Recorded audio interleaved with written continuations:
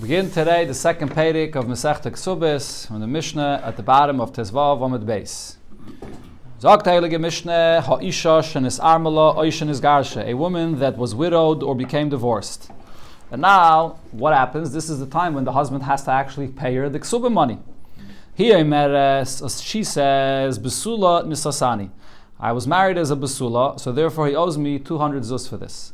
V'hu aimer, and the husband says, Loiki, no, never happened. We didn't get married with you being a Besula. El almana nisasicha. I married you, you were already an almana. So what do we do over here? So Rashi says either the husband and the wife are having this argument if he divorced her, and if the husband passed away, so then it's the mother and the children, the Yarshim, that have to pay her the Kesubah money. They're arguing about this. So now, im yesh edim sheyatzes behinuma, if there are witnesses that testify that when she got married, she went out with a hinuma. We'll see in the Gemara exactly what a hinuma is, but a hinuma is something that was used only for a basula. V'roisha parua, and she had her hair uncovered. So then those are signs that she's a psula. Ksubas a sign. So then she gets a ksuba of 200 zuz. But without any edim, we're not going to trust her. And without any edim, so then the husband that says that she's an almana is going to be believed. Rabbi Yochanan ben Breika says there's another sign to see that she's a besula. If at the time of the chasana they gave out for the little children kloyas, some kind of candies, in those times they took these grains, these kernels of grains, and they roasted it, and this is the candies of those days. So if they gave out those things, that's a siman that she's a besula. Apparently they only gave it out at chasanas of a besula. Now the Mishnah continues with seemingly an unrelated point. Rabbi Yeshua would admit to the following halacha. Now exactly why it's saying Rabbi Yeshua is admitting what his opinion is and what is he admitting, Gemara will explain. But the halacha that he says is as follows. Person comes and says to his friend, this field that I'm living in, that I'm occupying, it belonged to your father, but however I bought it from him, that he's going to be believed to say that it's his now. Even though he has no raya that it says, he has no document to prove that he bought it, and he has no chazak and nothing, but we just take his word for it. Why? So here there's a famous rule that says that if it's your mouth that caused this prohibition, it's your mouth that will allow it. Meaning you're the person that told us that this field once even belonged to the other guy's father. He had no proof or no idea of such a thing. If you're the one that gave us this information that it belongs to the other person, and then you yourself say, but I bought it, so then we believe you. Or this is also sometimes known as a migu. You could have just been quiet and not said anything. No one would have ever been ma'ara. No one ever would have made you any problems with you occupying this field. So therefore, you believe, he's occupying this field. If the case though is that this field that you occupy, there are witnesses saying that it belonged to the other person's father. So it's not you that said this information. Edom are telling this to us. And now you come along and says, but I bought it from him. Then you're not believed because you have no document, you have nothing to prove it. Sagt the Gemara. In the last case. Yeah, when the Zaydim. The Edom initiated it. Yeah, exactly. The Edom came, or the other person brought Edom. Yeah, Edom said so. You mean to say if the Lakeach said brought it up and then he brought Edom. Doesn't make a difference. Once there are Edom, the Edom stand alone. Edom, the words of Edom are independent, and therefore the Edom stand alone. It doesn't make a difference who decided to bring those Edom. What? Well, that's the concept of Pesha. So Peshet, it's a migu. No, he's living in the field. He's living right now in the field. Yeah. This person is living in the field, and he comes and says, "This field one day belonged to your father, and I bought it." Pesha, so Peshet there. Even by the case of Edom, he's a muhsik. He's not a muhsik though. He's just stam living no migu. Once there's Edom, there's no migu, and stam living in the field is not really a proper chazaka that proves. You have to have a chazaka of 3 years, or you have to have a shtar. So in the case where you have neither, and there's Edom saying that it didn't belong to you, you're going to have to prove a proper proof that it belongs to you. In the first case of the Mishnah, in those times they didn't have a shtar for a ksuba. So here, good point. We're speaking about a case that the ksuba was lost. There's no ksuba available. Rashi says, I should have pointed that out before. Very good. Rashi says the ksuba was lost. Yeah. Huh? How did they live together with him? I don't know. They didn't know they didn't have a ksuba. Maybe it's a takana taka. Yeah, they had. Maybe they had, but right now the ksuba is gone, so they can't look in the ksuba if what it said in it. Very good. Zok the Gemara time the ikke. So the only reason why we are going to trust the woman that she was a besula is if she brings along Eidim that tell us how the celebration of the chasana was to know if she was a besula or not. But if there's no Eidim whatsoever, so then Baal Me'amin, so then the husband's going to be believed that she's an almana. So the Gemara now. So what is this really based on? So it's based on the fact he's the one that has the money in his pocket, right? But the problem though is, if you remember anything we learned in the previous Pedic, we learned that the woman is the one that has a cheskes haguf. She has a chazaka that she is a besula. Anytime we have any doubt regarding her status, if she's a besula at the time of marriage or not, so we should follow her chazaka of her body that tells us that at the time of the marriage she was a besula. That was the whole basis of the argument between Rabbi Gamliel and Rabbi Yeshua in the previous Pedic. Who do we trust there? And what did Rabbi Gamliel say before? We trust her. We always trust her because she has a cheskes haguf, that she's a besula. So the question over here it seems like Rabbi Gamliel is saying, we don't follow her cheskes haguf, we don't trust her. Unless she brings Eidim, she's a besula, we don't. If so, it comes out that this Mishnah, which is a Stam Mishnah, is not like the opinion of Rabbi Gamliel. The Rabbi Gamliel, if we would follow Rabbi Gamliel, ha'ama, what did Rabbi Gamliel say before? We always trust her because we can rely on her cheskes haguf that at the time of marriage she's a psula. So over here we should say the same thing. We should rely on her cheskes haguf that she's a psula. Answers the Gemara, you can't compare. You can say our Mishnah follows even the opinion of Rabbi Gamliel. Reason why over there Rabbi Gamliel says we listen to her because she's saying a certain claim that she's 100% sure that she was a basula at the time of marriage, and the husband is a shema. The husband says maybe someone had a relation with you before. He doesn't know. So in that case, it's not only she has a cheskes haguf.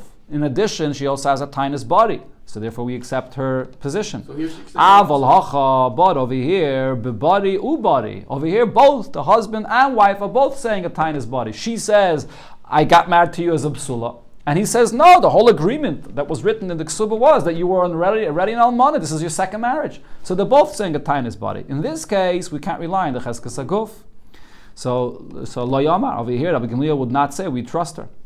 Frekta Gemara, this is such a simple answer. V'dekarila, my karila, the one that asked this question to compare to what Rabbi Gamliel said earlier, what was he even thinking? How could you make such a comparison?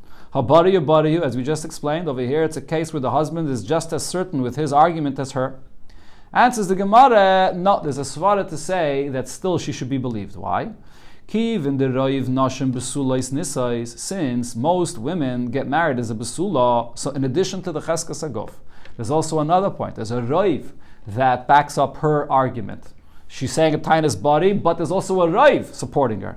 So kibari yeshamidami. Maybe I should say that she has a roiv supporting her claim. He does not. So maybe we should compare this and say that it's just like by a case of bari v'shema, where the husband has a weak argument. Here as well, his argument is much weaker in contrast to her argument. Again, his argument is much weaker in contrast to hers because she has a roiv backing up her argument. So that's why the Gemara is saying, that's why the one that asked the question was thinking to compare them. Okay, now the Gemara says, V'hachanami mistavra. According to Rashi's pshat, this V'hachanami mistavra is coming to say that the answer we gave to make the distinction between bari and shema, that in our Mishnah, Rabbi Gamliel would agree that we don't trust her because the husband also has a tainus body. So it's logical to say that over here, Rabbi Gamliel agrees. Why? Midiktani, because what does it say in the second part of the Mishnah? Umayde Rabbi Yeshua. Second part of the Mishnah says Rabbi Yeshua agrees. Now, where does this fly into this Mishnah? Now, if you'll say, I did Rabbi Gamliel b'mayde, that in the first part of the Mishnah, when it said the halach of the argument of husband and wife, the chiddush of the first part of the Mishnah is that even though usually Rabbi Gamliel believes the wife, but in our Mishnah, the main point is to say that Rabbi Gamliel will agree that you believe the husband, shapir. So then we understand where the seif of the Mishnah, when it says Maida Rabbi Yeshua, comes in. Because basically this Mishnah is sort of a follow-up to the previous Pedic.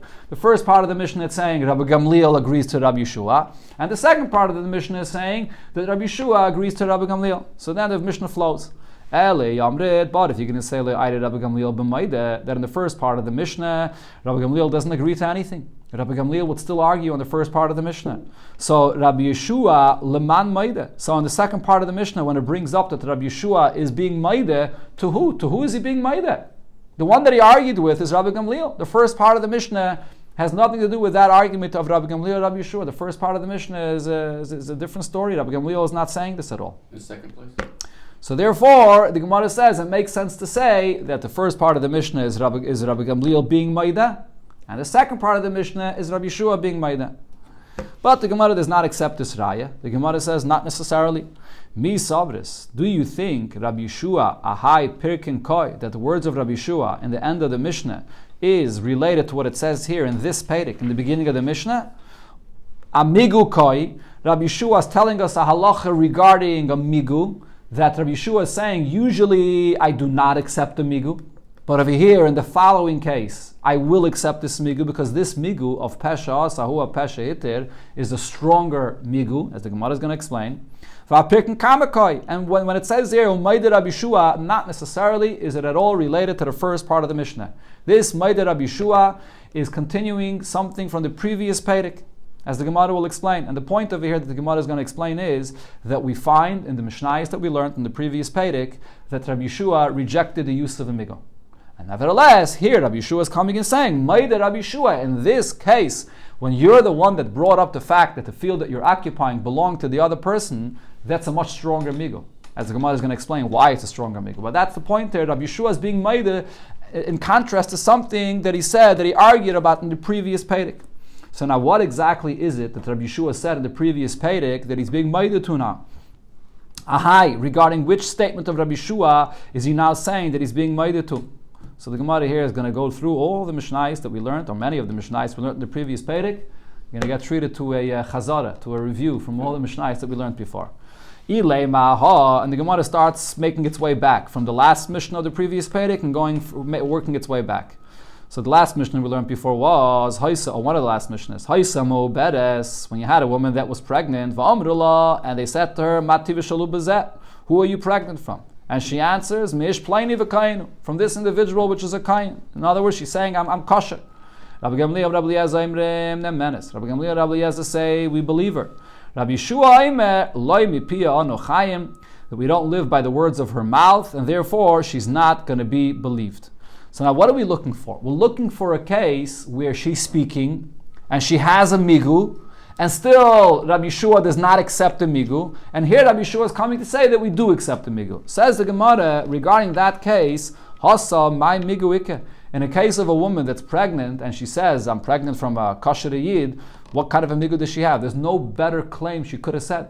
So if that's not a case of a migu, so then hare, as the Gemara here says, hare kreisa ben shinel. This is the expression, a woman that's pregnant, she has her stomach between her teeth. So if she's already pregnant, what could have she said? She could have said, I never had a relation with anyone. She can't say that.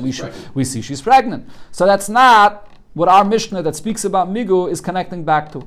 Ella aha, maybe what it says in our Mishnah is connected to the case right before that. We see she spoke to somebody. And they say to her, who is this person you were speaking to? Which really, as we learned before, what does speaking to mean? Either it means that she was secluded with him, or it means she had a relation with him. And she says, Ish plaini v'kainu, so that individual is a kain and he's kosher. So again, Rabbi Gamliel and Rabbi Eliezer, Imrim Nemenes. Rabbi Gamliel and Rabbi Eliezer say we trust her. She has a cheskas kasher, so we trust her. Rabbi Yeshua, lemi piyanu chayim. We can't live by the words of her mouth. We don't trust her. So is there a migu there or not? Is that a case of a migu or not? So the Gemara says, Hasa my migu. Does she have a migu? Again, migu always means a better claim she could have said. So the Gemara says, now, well, it depends how you're going to translate the word midaberes. So going back to what we've learned before, so that case, if you follow the opinion of Zeiri, the Amma, what did Zeiri say? My midaberes, when it says in the Mishnah she was speaking to this individual, what does it mean? It means nistara, that she was secluded with him, that's all, but we don't know for a fact whether she had a relation with him or not. So then she actually does have a better tiny she could have said.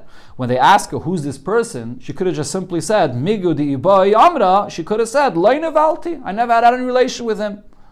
And what does she say instead? V'ka amra nevalti, she comes and admits that she had a relation with him, but he's a kosher person, so she should be believed. So therefore, according to Zaidi, she has a migu, so she should be believed. Ela Ravasi, but according to the other opinion that we learned before in the Gemara, the Amar Ravasi said, "My medaberes." When it says that she was speaking with this person, what does that mean? It means neveles, that we know, we have Aiden, that she actually had a relation with him. So then, my migu ikka, she has no migu. There's nothing other than what she said. She could have said. She says this person is kosher. She couldn't have said any better tainus. Over there's no migu either. So again, we're looking for the case where Rabbi Yeshua in the previous Perek said that although the woman has a migu, nevertheless we don't accept the migu. So according to Rav Asi, in that case, she has no migu. She could have. There's no better argument she could have said. The Ella, so working our way back to the previous Mishnah before. The Mishnah there said, so that a person marries his wife and it turns out that she's not a basula. So she comes and explains what happened, that there was a piece of wood, that there was an accident and therefore I'm not a basula anymore. And the husband says, no, that's not what happened. Rather someone had a relation with you and that's why you're not a basula. So over here, again, the same machlokes, Rabbi Gamliel, Rabbi Eliezer, Rabbi Gamliel and Rabbi Eliezer say, we trust her. Rabbi Yeshua says, we don't live by the words of her mouth. So over here, when Rabbi Yeshua says we don't trust her, is this a case where she would have a migu? And even though she has a migu, we still don't trust her?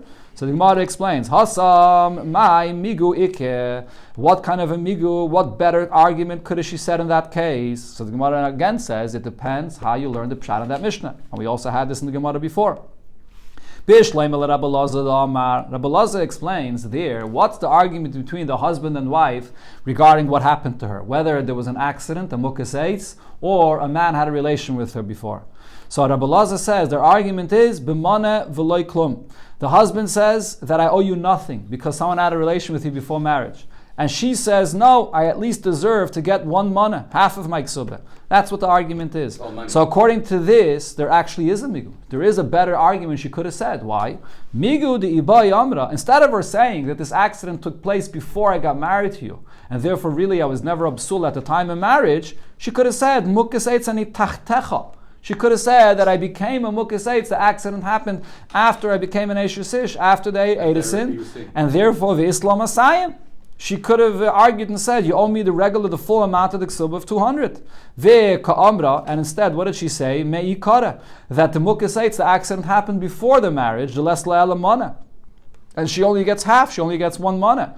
So me'amna, there should be a very strong reason she should be believed. So over there, she actually has a very strong migu, and Rabbi Yeshua does not accept that migu.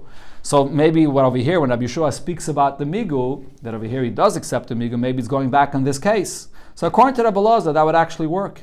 Ela Rabbi Yechanan, but Rabbi Yechanan has a different shot on that Mishnah. The Rabbi Yechanan said, "B'masayim umana." The argument between husband and wife over there is whether she's coming and saying that because an accident happened, I actually deserve my full ksubah of masayim, and the husband only wants to give her a mana. So then, my miguike, there is no better claim she could have said. She's asking for the full amount of masayim. So if there's no migu there, when Rabbi Shua here is saying maida, it can't be connected back to that Mishnah there if there's no migu at all. Ella, so the Mishnah, according to Rabbi Yechanan, the Gemara goes back, that is, to the previous Mishnah there. Aha, what was the case? So this is the last Mishnah the Gemara goes back to. Hanaisa esa isha v'leimatzala b'sulim. Person marries his wife and finds that she's not a b'sula. Now what are they arguing about? So she comes and says, Misha erestani nenasti. After the Edison, after I'm an ish, that's when someone had a relation with me. Okay. And v'nistach pasadeyu. And therefore what happened is, it's your field that got flooded. It's your bad luck. So therefore you owe me the full ksubah. For who I met, and the husband says, Loiki, no, that's not what happened. Ela atchalei eresticha. Someone had a relation with you before the marriage. That's the argument. So again, Rabbi Gamliel, Rabbi Eliezer, Rabbi Gamliel and Rabbi Eliezer say that we believe her. Rabbi Yeshua and Rabbi Yeshua says, Lo mi pi anochayin. We don't live by the words of her mouth. So in this case, when there's an argument here whether we believe her or not, is there a migu here? So the Gemara says yes. Over here there's a migu, and the Gemara brought this before already. The migu de ibai amra mukis eitz ani tachtecha. Instead of her saying that what happened was that a man had a relation with me after we got married, she could have said a much better argument. She could have said that I'm a mukis eitz, that what happened is after we got married there was an accident that happened. Now why is that a better argument? Deloi kapasla nafsha mikohuna. Even though she's not going to gain more money by saying this argument, but she will at least retain her status that she could marry a Kayan. And instead she's more honest, and we see she's honest, and she says, Ne'anasti, that a man had a relation with me, the kapasla nafsha mikohuna, by saying that argument, she's postulating herself from a Kayan. So over there, Mishum Hachi Ka'amar Rabbi Gamliel, the Mehemna. Based on this migu, Rabbi Gamliel says we trust her. And v'kamer Rabbi Yeshua, and on that Rabbi Yeshua says that Rabbi Gamliel, so Rabbi Yeshua is telling Rabbi Gamliel as follows: that migu you said before, I don't accept that migu. But bahai migu dahacha maydina lecha. Over here, with the migu over here, I will agree with you. Which migu? The migu that we have over here in this Mishnah with a person that is living in a field, and he comes and says that this field was your father's and I bought it from him. And this migu over here, I do agree with you. The hasam paligna levach. The migu over there, again, bahu migu the hasam paligna levach. The migu that there is in the previous Perek, when the woman could have said that I was a mukis eitz, or that migu I disagree with you. With the migu over here, when the person could have just been quiet, he could have just not said at all that this field ever belonged to the other person's father. With this migu I agree with you.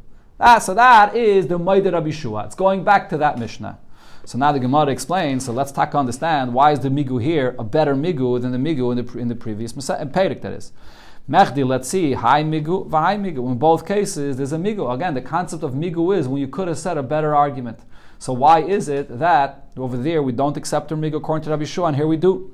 Answers the Gemara, this is part of the question. Ma'ishna high migu, ma'high migu. What is the difference between these two migus?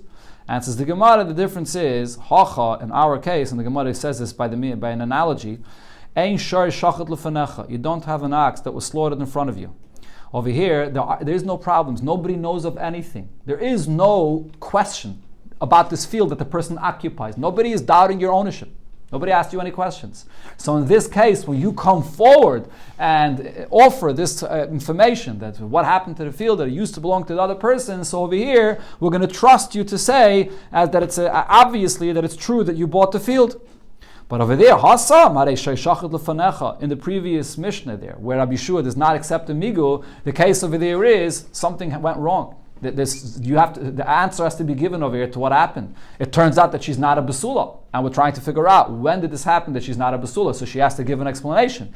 Anytime she's forced to have to give an explanation, and she says a certain argument, we're not going to say she could have said a better argument. Rashi over here explains that Rabbi Shua does not hold the concept of migu in a regular case. Rabbi Shua says maybe she didn't think of the better argument, or not only that, maybe she thought of the better argument, but this is actually part of a scheme that she's saying, I'm going to say the weaker argument and then I'm going to look more trustworthy. So Rabbi Shua does not accept the regular migu.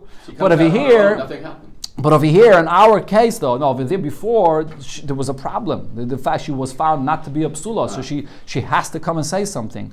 Over here, though, with this field, the person didn't have to say anything. He offered information. So when he's coming to offer the information, in such a case, the migu is accepted.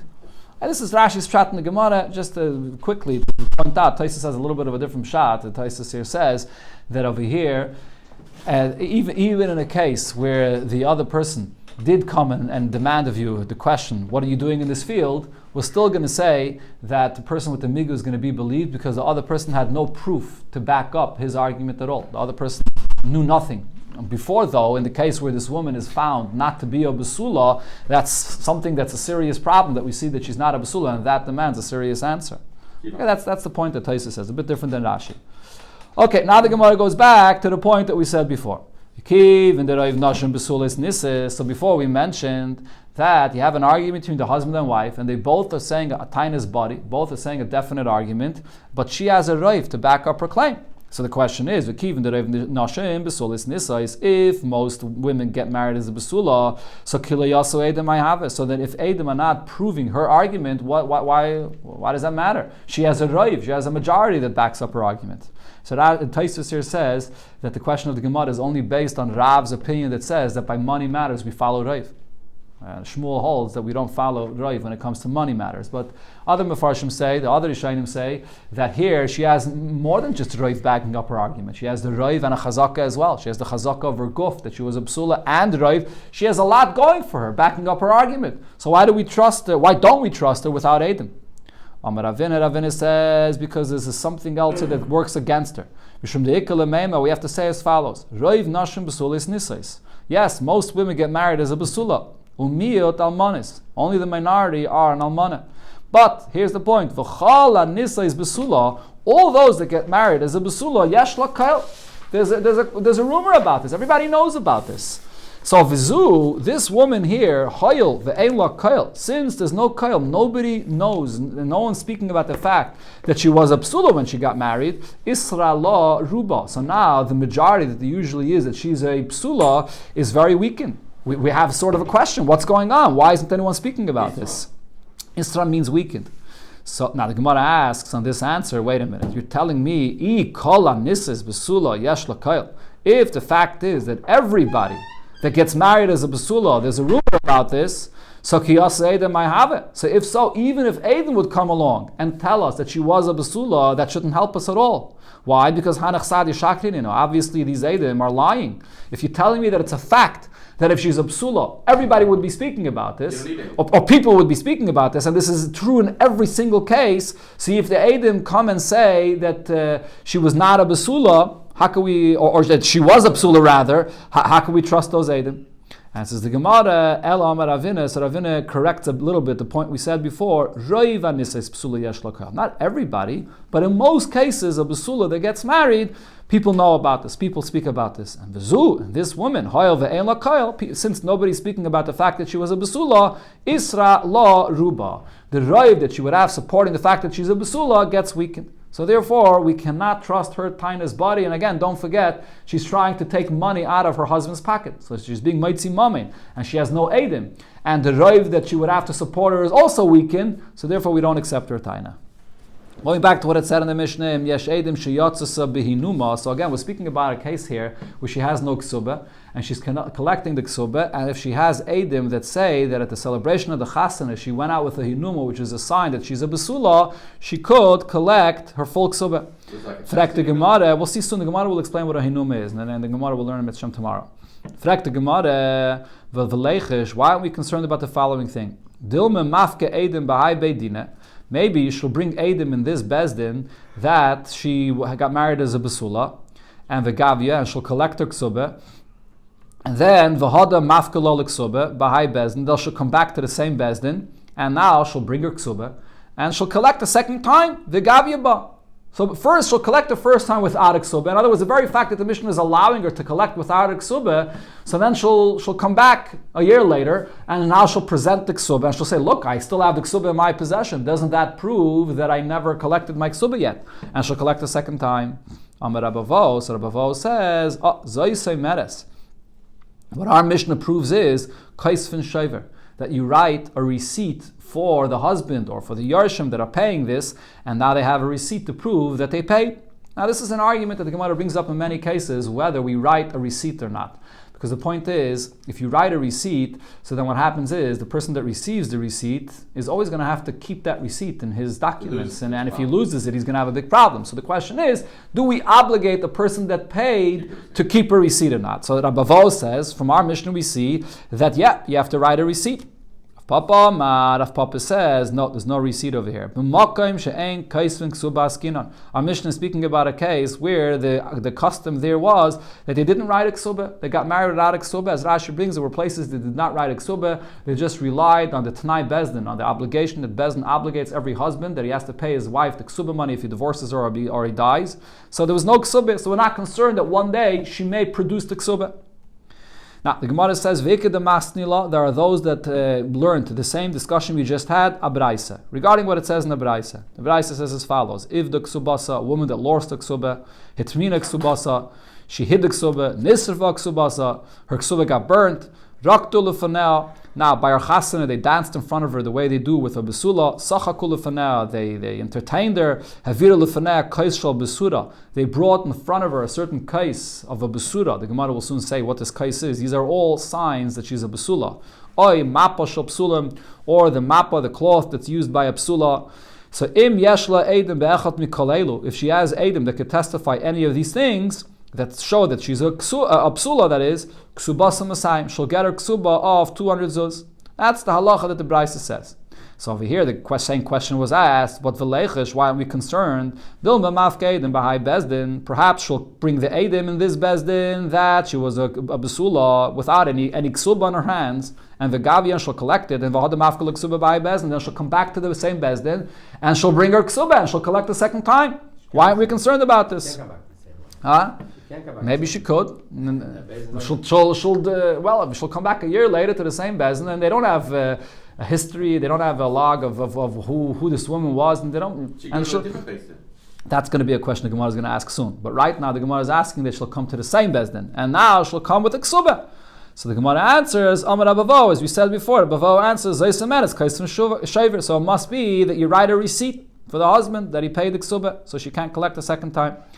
Papa, again, Rav Papa says, we're speaking about a case where they don't write a ksuba. So we're not concerned that she would come and bring the ksuba to collect a second time. So the Gemara asks, wait a minute, how could you say this on this braise? The braise clearly says the case over here is that she lost the ksuba. Answers the Gemara, the kasav la ihu. Even though usually in this place they don't write a ksuba, but this husband wrote her a ksuba. So the Gemara says, okay, so then still we have the same problem. Sof mafkila. If he wrote her a ksuba, so she may produce the ksuba and the gaviyaba and collect a second time with the ksuba. Says the Gemara, my ivda. When it says here that she lost the ksuba, what that means is ivda ba'or. She lost the ksuba in a fire, meaning it was burnt. For the Gemara, you can't say that. If so, hainu nisrafa. That's what it says afterwards in the Braise. The Braise says that the ksuba got burnt. So it can't be that ivda means that it got burnt. Besides that, it says in the Braise that she hid the ksuba, meaning that she has the ksuba, she hid it, and then she may take it out again later. And v'su ibda lamali. Why does it have to say separately ivda if it already says that she burnt the ksuba? So some Rishonim actually take out this v'su ibda lamali because it seems like the same question that the Gemara already asked before. So Ella, the Gemara says, this is the way you have to read this Braisa. Call ivda. Anytime she lost her ksuba, ki hitmina b'faneinu dami. We're not going to trust her. We're not going to pay her a ksuba because it's like she went and hid the ksuba in front of our eyes. And v'lo yavinula, we're not going to give her anything ad amri edim, until we have witnesses that come and say nisrafa ksubasa, that the ksuba got burnt. That's how you have to read the Braisa before. When the Braisa says ivda tmina, what the Braisa is saying is if she lost it or she hid it, we're actually not going to give her anything. If it got burned, so then we know that she doesn't have her ksuba anymore. So we're not going to be concerned that she's going to collect the second time. So the Gemara concludes this discussion here. Man de mastin la braise, the one that says this answer regarding this braise, even though it's very problematic to give this answer on this braise because it seems like she does have a ksuba here. Kol shkena masnisin. Most definitely, he gives this answer on the Mishnah where it's very simple to say that the case of our Mishnah is that she has no ksuba.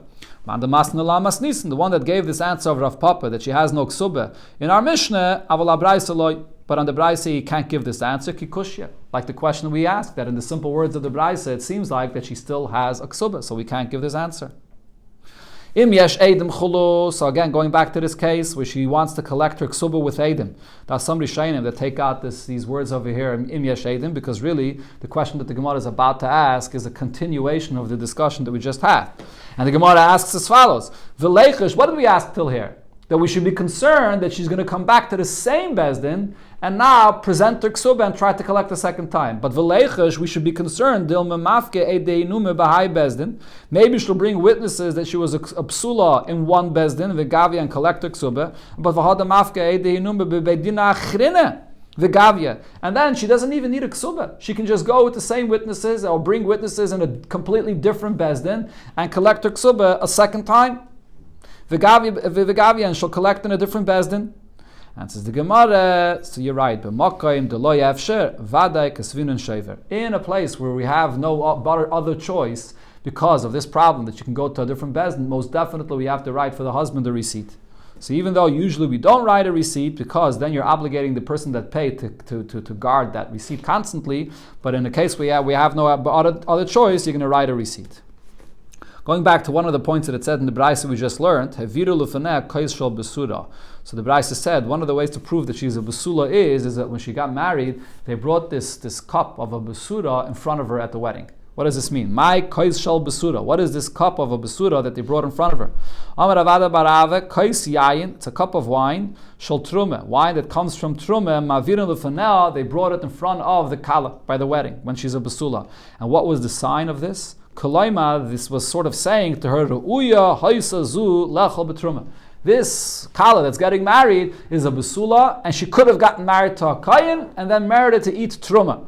So that's the sign that she's a besula. Maskeflot of Papa. Rav Papa asks, how is this a sign that she's a besula? Atu almana mila yachla betruma. An almana cannot eat truma. In other words, an almana is allowed to get married to any kayin. An almana can't get married to a kayin gadol, but an almana can get married to a kayin as well. So how is this a sign that she's a besula? Elam Rav Papa. So therefore, Rav Papa says the sign is a bit different. Zu reishis. When you bring her this cup of wine of a truma, what you're saying to her is that this is her first marriage, ketruma reishis. Just like truma, which is the first thing that we separate from the produce or from the vineyard after you, when you cut it, this is the first thing you take off.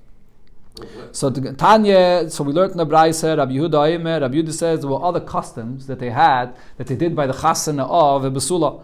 They would bring a barrel of wine in front of a besula. Ravada Barave said about this, besula, if it's her first marriage and she's a besula, mavirin lefanel stuma. They would bring this barrel of wine closed, like the besula, she's still closed. Beula, but if she already had a relation with someone before, mavirin lefanel, they would bring this barrel of wine psucha, that it should be open. And apparently they did all these things. So if there's going to be an argument later about this, so they should have the sign to know. I mean, it's not about embarrassing her in public, but it's something that was important in those times, documentation and things. It could have been arguments later. So they did this, so should have a sign later. Frag the Gemara. Why do they have to do this? Why do they have to bring this opal barrel of wine in front of the almana, which sort of embarrasses her? Never kame besula. Let them just bring this closed barrel of wine in front of a besula, so we'll know that she's a besula. The kame beula, like never klal, in front of a beula. Just skip that part of the ceremony. Don't bring a barrel of wine in front of her. Answers the Gemara, no, because then zimnin the tafsa masayim. Sometimes she'll come and she'll grab 200 zuz from her husband, so now the money is in her pocket. And va'amra amna besula havoy, and then she's going to say, I am a besula. And v'hai de le'ovre kamoy, you're going to prove the fact that I'm not a besula because the barrel of wine, which is usually brought in front of a besula, was not brought in front of me, so I'm not a besula. So she's going to say, because there was some einus occurred and they couldn't do that part of the celebration by the chasana. So therefore, in order that it should be a clear proof that she's not a besula, but she's an almana, so they brought an open barrel of wine in front of her, so therefore she won't be able to go and grab money later and say that I was a besula. So she lost her ketubah.